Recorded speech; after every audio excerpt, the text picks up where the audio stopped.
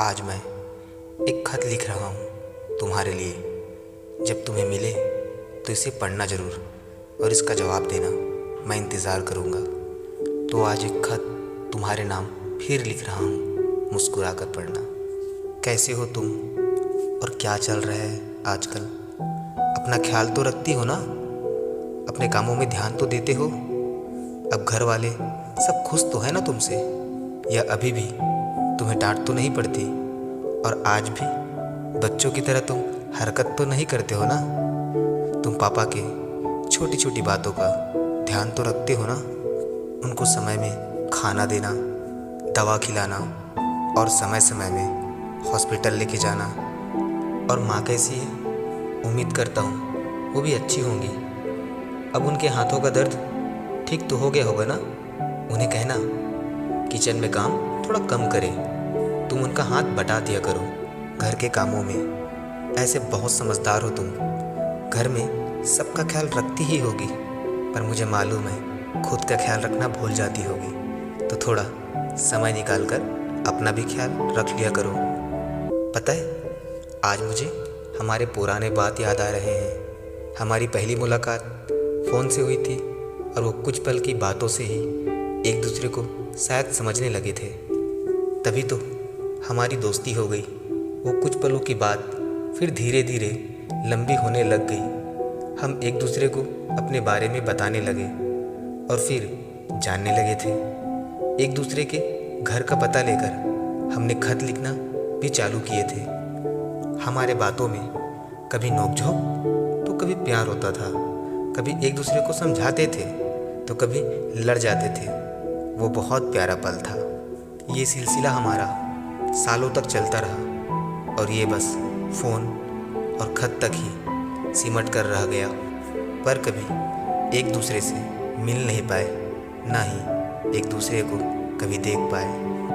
बस फ़ोन और ख़त से ही एक दूसरे से मिलते रहे। और अब कुछ महीनों से तुम्हारा खत आना भी बंद हो गया है। मैंने कई बार कोशिश की तुमसे बात हो जाए, पर तुम्हारा फ़ोन हमेशा की तरह बंद ही बताता है।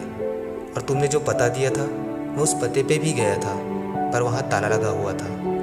तकलीफ़ तो होती है मुझे भी, पर तुम्हारी बहुत सी यादें मेरे साथ हैं, जिसको याद कर मुस्कुरा लेता हूँ और आंखें बंद कर तुम्हें अपने आसपास में ही पा लेता हूँ। ये तुमने क्यों किया मुझे नहीं पता, पर लगता है शायद तुम्हारी भी कुछ मजबूरी रही होगी। जो भी रहा होगा, लेकिन मैं पूछूंगा नहीं कि वो क्या है। अब इसके बाद मैं कोई खत भी नहीं भेज पाऊंगा, शायद जो तुम तक पहुंचता नहीं है, इसलिए कोई जवाब नहीं आता और मैं हमेशा की तरह इंतज़ार करते रहता हूँ। खैर जो भी है, जैसा भी है, पर हमेशा एक बात ध्यान रखना, हम नहीं मिल पाए कोई बात नहीं, पर तुम खुश रहना, आगे बढ़ना, अपना ध्यान रखना। मेरी एक और बात सुन लो, जब गिटार का तार टूट जाए तो उसका ये मतलब नहीं कि उसमें संगीत नहीं रहता। दो लोग कभी एक दूसरे के ना हो पाए तो ये मतलब भी नहीं कि उनमें प्यार नहीं रहता। प्यार तो तब भी रहेगा, बस उसे निभाया नहीं जा सकता। वक्त के साथ टूटे तार भी जुड़ जाते हैं। कोई ना कोई ज़रूर आ जाता है ज़िंदगी में जो बेजुबान इश्क की ज़ुबान बन जाता है। मेरी ये दुआ है कि तुम्हारी हर दुआ पूरी हो, हर सपना पूरा हो।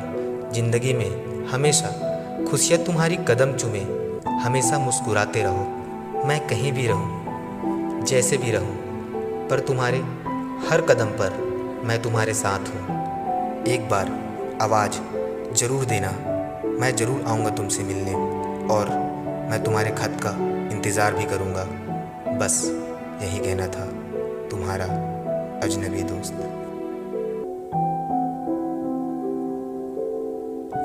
दोस्तों, उसके खत का जवाब आएगा कि नहीं मुझे भी नहीं पता, पर जब भी उसके खत का जवाब आया तो मैं आप सबको ज़रूर बताऊंगा।